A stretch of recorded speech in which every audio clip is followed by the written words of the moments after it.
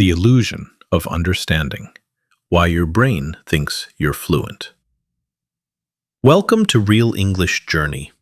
If you understand English but you can't speak it, I want you to know something first. You are not bad at languages. You are not lazy. You are not blocked forever. What you're experiencing is one of the most common psychological traps in adult language learning, and almost no one explains it correctly. Most people say, you need more vocabulary, you need more grammar, you need more practice. But if that were true, you would already be speaking, because you've been learning for years.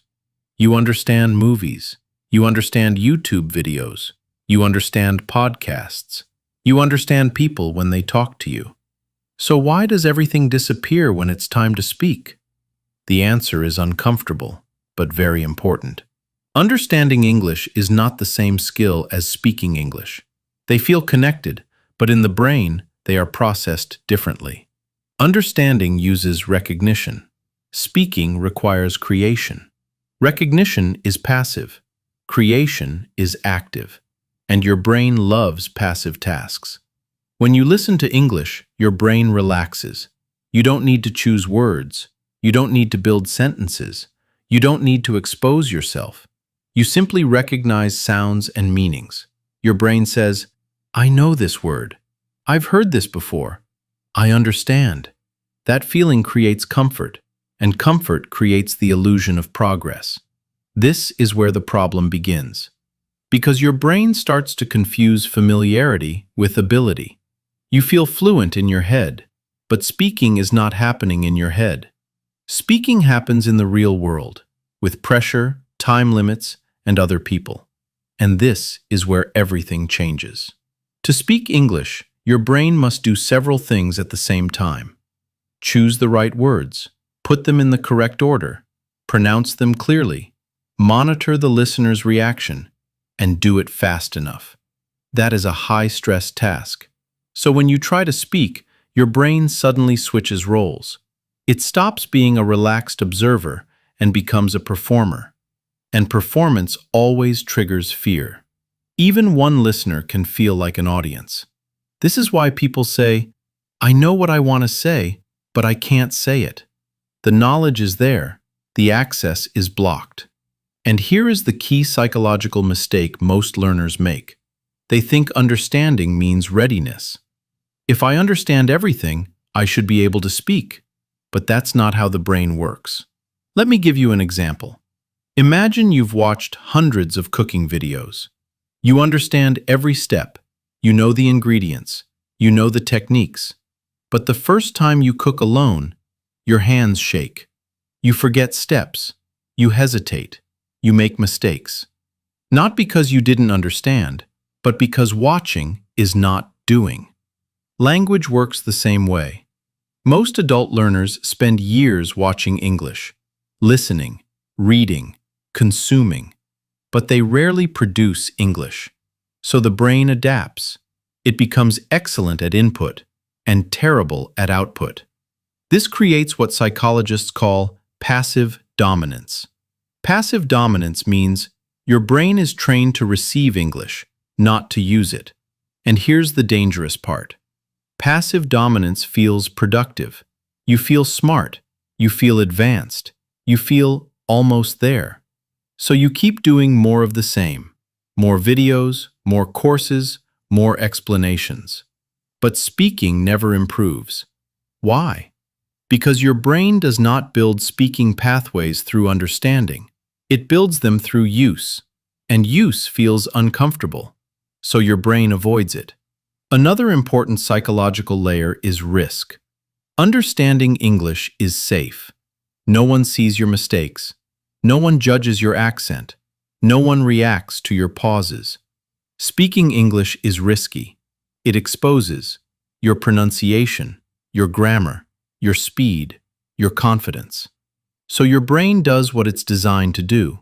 It protects you, even if protection keeps you stuck. This is why your mind goes blank.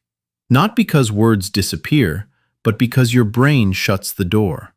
Silence feels safer than error.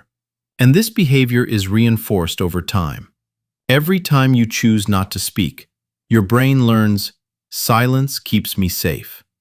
Every time you stay in listening mode, your brain learns, English is something I observe, not something I do. This creates a deep internal split. English in your head feels easy. English out loud feels dangerous. And the longer this split exists, the stronger it becomes. That's why many adults say, I've been learning English for 10 years, but I still can't speak. It's not because they didn't learn enough. It's because they learned the wrong way for speaking. Another illusion that keeps people trapped is this. They believe fluency is a future moment. One day, I'll feel ready. One day, confidence will appear. One day, speaking will feel natural. But the brain doesn't work like that. The brain does not wait for confidence. Confidence appears after survival. Your brain needs evidence. It needs proof that speaking does not lead to danger. And understanding English does not provide that proof. Only speaking does. Even badly, even slowly, even incorrectly. But because speaking feels like a test, most learners delay it. They keep preparing. Preparation feels productive. Speaking feels exposed. So they stay stuck between I know English and I can't speak English. In the next part, we will go deeper. I will explain how school and traditional education trained your brain to fear speaking, even if you studied English for years. Because this problem didn't start with you. Part 2. School trained you to fear speaking. If you understand English but can't speak it, you might believe the problem is inside you, that you're shy, that you're not confident, that languages are just not your thing. But the truth is much more uncomfortable. You were trained to fear speaking, and that training started in school. School did not teach you to communicate. School taught you to avoid mistakes. From your first English lessons, language was presented as a system of rules. Grammar first, vocabulary lists, exercises with one correct answer. Speaking was never about meaning. It was about accuracy. And accuracy was judged. Mistakes were not neutral. They were highlighted, corrected, sometimes laughed at. Your brain learned something very quickly. Speaking incorrectly leads to danger. Danger doesn't mean physical harm. It means social pain, embarrassment, shame, loss of respect. For a child, this pain is powerful, so the brain adapts. Instead of experimenting with language, it learns to be careful. Instead of speaking freely, it learns to wait. Instead of expressing ideas, it learns to protect itself. This is how fear enters the system. In school, you didn't speak because you wanted to say something. You spoke because you were asked to. And when you spoke, you were evaluated. Not for whether people understood you, but for whether you were correct. So English stopped being a tool for connection. It became a performance. And performance always creates pressure. Over time, your brain linked English with judgment. Even years later, that link remains. Now, as an adult, no teacher is standing in front of you. But your brain still believes, if I speak and I'm wrong, something bad will happen. That belief is automatic. You don't choose it. It activates the moment you try to speak. This is why you can speak in your head but not out loud. Inside your head, there is no evaluation. Outside, there is risk. Another powerful effect of school is perfection conditioning. You were trained to believe that correct language equals intelligence. So every sentence became a reflection of who you are. If the sentence is wrong, maybe you are wrong. As an adult, this is terrifying. You already have an identity. You are competent. You are capable. You are respected. Speaking broken English feels like losing that image. So your brain protects you. It says, better be silent than sound stupid. This is not lack of confidence. This is identity protection. School also trained you to think before speaking. Think carefully. Check grammar. Check tense. Check pronunciation. But real conversation does not wait. People speak fast. They interrupt. They move on. By the time you finish checking your sentence, the moment is gone. And silence confirms the fear. Your brain learns again, speaking doesn't work. But the real problem is not English. The problem is over-control. Language is not designed to be controlled consciously. Native speakers don't think in rules. They think in meaning. But you were trained to think in rules. So when you try to speak, your brain is doing too much. Creating ideas, monitoring grammar, protecting identity, avoiding mistakes. That overload shuts everything down. Another important piece is punishment memory. Even if your teacher was kind, your brain remembers correction as threat. The body does not forget emotional experiences. So when you try to speak English today, your nervous system reacts as if you're still in the classroom. Heart rate increases, muscles tighten, breathing changes. This is not psychological weakness. This is conditioning. School also taught you something extremely damaging. You must be ready before you speak. You were told, learn first, practice more, speak later. But language doesn't work that way. Native speakers spoke first and learned through use. You were taught the opposite. So now you're waiting. Waiting for confidence. Waiting for perfect sentences. Waiting for permission. But permission never comes. Because confidence is not a requirement for speaking. Confidence is a result of speaking. And school never gave you enough safe speaking experiences. It gave you knowledge, but not comfort. It taught you what English is, but not how it feels to use it without fear. That's why even when no one is judging you now, you still judge yourself. The teacher is gone, but the internal critic stayed. You hear your accent, you notice mistakes, you stop yourself. Every time you stop, the fear grows stronger. But here is the most important realization. This fear was learned, and anything learned can be unlearned. You are not broken. You are trained. Your brain did exactly what it was supposed to do in that environment: protect you. Now the task is not to learn more English.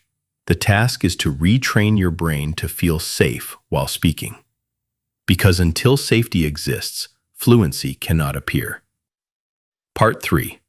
What happens in your brain when you freeze? When you try to speak English and suddenly nothing comes out, it feels like your English disappears. 1 second, you know the words.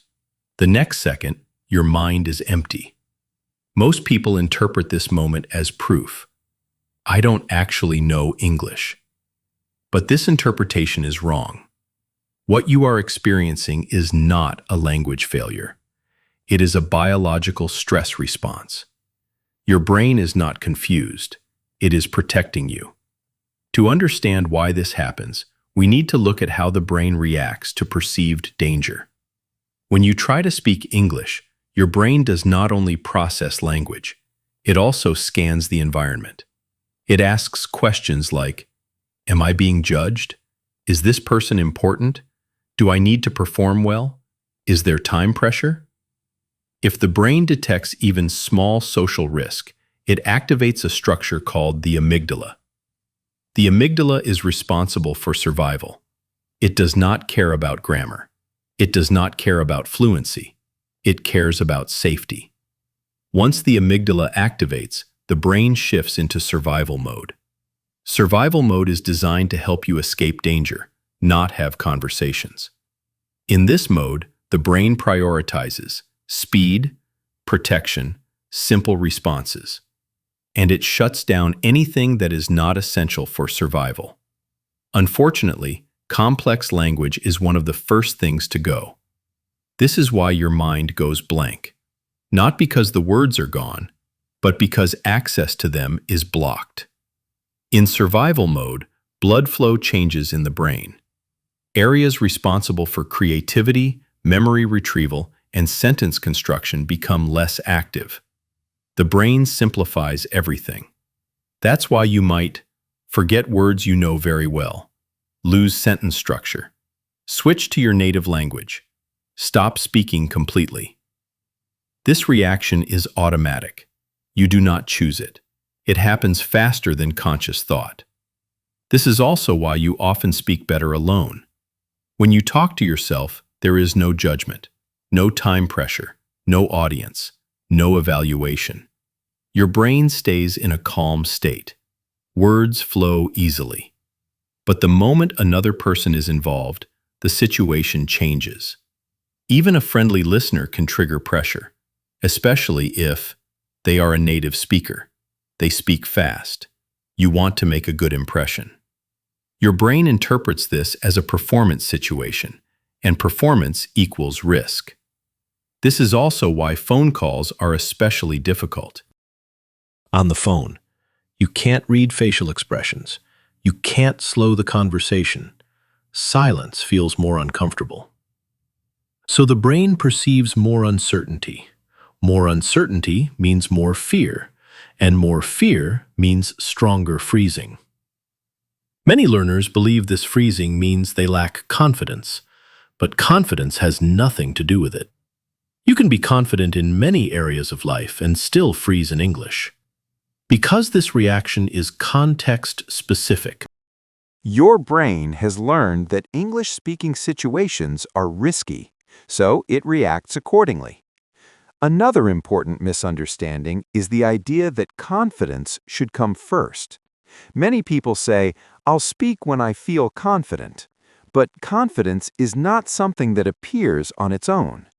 Confidence is built through successful survival experiences. Your brain needs evidence. It needs to see, "I spoke and nothing bad happened." Only then does it relax. But most learners avoid speaking. They stay in preparation mode. They study more. They listen more. They wait. Preparation feels safe. Speaking feels dangerous. So the brain never receives the evidence it needs, and fear remains. Over time, this creates a strong association. English speaking equals danger. Silence equals safety. Every time you choose silence, the association becomes stronger. Your brain learns, staying quiet protects me. This is why long breaks from speaking make the problem worse. Fear grows in the absence of exposure. Another important point is that your brain does not distinguish between real danger and social discomfort. To the amygdala, embarrassment feels like a threat, so even small mistakes feel big. This is why you may feel physical symptoms when trying to speak: faster heartbeat, shallow breathing, tension in the body. These are not signs of weakness, they are signs of a nervous system in survival mode. And here is the most important thing to understand. You cannot think your way out of survival mode. When fear is active, logic does not work. Telling yourself, "Relax, it's fine, don't be nervous," does not change brain chemistry. Only experience changes it. The brain must learn through repetition that speaking English is safe. Not perfect, not impressive, just safe. Once safety increases, access to language returns. Words come back, sentences flow, thinking becomes easier. This is why fluency often appears suddenly, not because knowledge increased overnight, but because fear decreased. The brain stopped blocking access. In the next part, we will talk about the critical shift that allows this to happen. The shift from trying to speak correctly to focusing on sending meaning. Because fluency is not built through control, it is built through permission. Part 4. The shift that unlocks speech. At some point, every person who finally starts speaking English makes the same internal shift. Not in grammar, not in vocabulary, not in accent. The shift happens in intention. They stop trying to speak correctly and start trying to send meaning. This is the moment when the brain relaxes. Most learners speak as if they are being graded. Every sentence feels like a test. Is this tense correct? Is this word appropriate? Is my pronunciation good enough? So the brain monitors every detail. But monitoring kills flow. Fluent speakers don't monitor language, they monitor reaction. They care about one thing. Did the other person understand me? That's it. They don't aim for perfect sentences, they aim for successful communication. And this changes everything. When your goal is correctness, your brain stays in control mode. Control mode creates pressure. Pressure activates fear. But when your goal is meaning, your brain shifts into expression mode. Expression is safer than performance. This is why children speak freely. They don't care how it sounds, they care if they're understood. Adults lose this ability because they confuse language with identity. You don't feel like, I'm making a mistake. You feel like, I am a mistake. So you protect yourself. The shift begins when you separate who you are from how you speak. Your English does not represent your intelligence. Your accent does not represent your value. Your mistakes do not represent your competence. Once the brain understands this, fear reduces. Another important shift is letting go of internal translation. When you translate, you slow down. When you slow down, pressure increases. When pressure increases, fear returns. Fluent speakers do not translate. They respond with available language. Simple, imperfect, effective. You don't need the best sentence, you need a sentence. This shift also requires accepting pauses. Pauses are not failure. Pauses are natural. Native speakers pause constantly, but learners interpret pauses as proof of incompetence, so they panic. The moment you allow pauses, your nervous system calms. And when the nervous system calms, access to language returns. Fluency does not come from thinking faster. It comes from allowing slowness. This shift from correctness to meaning is not intellectual, it is emotional. You don't decide it once, you practice it repeatedly. And that brings us to the final part. Part 5. How to rebuild speaking without fear. You don't rebuild speaking by forcing confidence. You rebuild it by creating safe repetition. Confidence is not a starting point. Confidence is a side effect. The brain learns through evidence. It needs proof that speaking English does not lead to danger. That proof comes from experience. But not all experience works. Throwing yourself into stressful conversations too early reinforces fear. The brain learns this is dangerous. So the goal is not maximum exposure. The goal is controlled exposure. Start where your brain already feels safe. That means speaking out loud, but alone. Narrate your actions. Describe what you're doing. Say simple sentences. Not in your head, out loud. Your brain must hear your voice in English. This rewires the association. English equals my voice. Then move to low-risk human interactions. Not long conversations, short exchanges. Ordering coffee, asking a simple question, saying one sentence and stopping. Success is not fluency. Success is survival. Every time you speak and nothing bad happens, the brain relaxes a little more. That's how safety is built. Gradually, your tolerance increases. Your brain stops seeing English as a threat. Words return, sentences lengthen, thinking speeds up naturally. Not because you studied more, but because fear decreased. Another important rule is consistency. 5 minutes of speaking every day is more powerful than 1 hour once a week. The brain trusts repetition. It does not trust intensity. You don't need motivation. You need routine. Finally, stop waiting for confidence. Confidence is the result of action, not the cause. If you wait until you feel ready, you will wait forever. Every fluent speaker you admire once spoke badly. They survived it. Their brain learned. Fear disappeared. That is the real path to fluency.